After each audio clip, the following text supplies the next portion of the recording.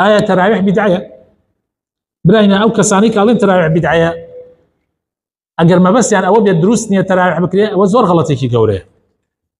أجر ما بس يعني أو بيد تراويح بدعية وكو إمام عمر على تراويح بدعية كي شاكا كات إمام عمر كردي أجر ما بس يعني أو اعتيادية سكان اعتيادية وروني الشيكة مبوتان لزمان في غمرة صلى الله عليه وسلم للرمزانة روجي كان أصحابه كان طبعا هات الشونيوجيان لمزقوتاك باش ورد بجول ليم بقرن با هر كسي اگر قسي كرد يتر بجواني لموضوع كتي يبقن يوا هني كسي ام موضوع بجواني رونا كاتبو خو يسرنا خلق ششيويني لزمان في غمرة صلى الله عليه وسلم روجي كان مالي في غمري خو اوابو اول يعني يقدر قا اذكر دوريتنا مالي في غمري خو اول لم ترف ام لا يمزقوتك هو كويس من دزدريجكم بمشي وازا الصحابه كان هات النيوجي انا كلها مزقوتي في غمرة شونيوجي في غمري خوا صلى الله عليه وسلم خوش هاد بو شونيوجي كات يدسي كذا شونيوجي كمالك الاصحاب لقى اواني لمزقوت ابون لقى في غمري خوا نيوجيان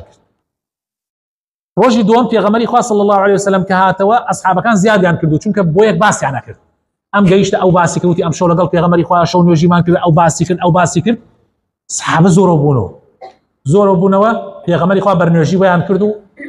كرديان روجي سيم في غمري خوا صلى الله عليه وسلم يان روجي چوارم يعني روايتك اوايا يان سيم يان چوارم في غمري خوا پردي مالك اوالي كرد تماشاي كرد مزقوت فول جميتي حموي بيكتريان وتوا كفي غمري خوا امي بيني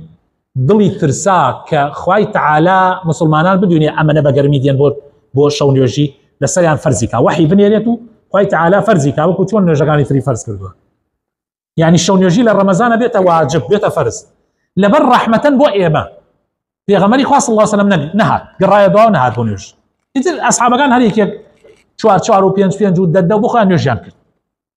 بياني دعاء نيوجي بياني وتان اي في غمري خوا امشو ايما هاتي بو مزقوت قربال خيكي زور بو جنابتنا هاتي في غمري خوا صلى الله عليه وسلم فرمي بلا بيني تانم بلام ترسام خوي تعالى لساتان فرزيكا لبرو نهات يتر اما بوشي وما يوا اصحابه بجماعتي كي جماعتنا يعني يتر اهات نحرق السيك خلق ابو بتنيا خلق ابو دوان وسيان وددو اوا حسب كسكان تا زماني امام عمر كات امام عمر مو خليفه مسلمان طبعا يتر وحي نما يا غمر اخوا فوتي كرت يا غمر اخوا فوتي كرت يتر وحي دانا بزي وحي جاري كتر دانا بزي امام عمر شبكي رمضان لقل صحابيه كادرشون اقران مثلا مزقوتا تماشايان كرت مزقوت عما نقرب الخا دودو سياسي خلف نوجكا جماعات يلي جماعات يلي جماعات يلي امام عمر فرموي باشا بوكو يعني كاينو بيك جماعات خو في غمر اخوا صلى الله عليه وسلم كاتيا فرموي من نهات ملبروي فرز نبي للسرطان خو يتر وحينا ما تا فرز ببيو فرز حرام لزمان في غمر ابو تركو تاي فيها تواو الصحابه كيتر شفتي والله خو فكري كي تشاك امام عمر هل صاب بداناني ابي كري كعب امامي شونيوجي يتر ابي شونيوجي كرت بو مسلمانان وتراويح دسي فيكر شبكي تري عن هذا امام عمر سيدي كرت مسقوط قشي بيك جماعه نيوشكا زوري بدل بو امام عمر فرمي نعمه البدعه هذه فرمي بالراسمه بدعيه كي تشاك قصدي خو نيك اما بدعه يعني وبدعه الذين عقر تشتي زياك الذين في غمر النبي وبي اما خرافه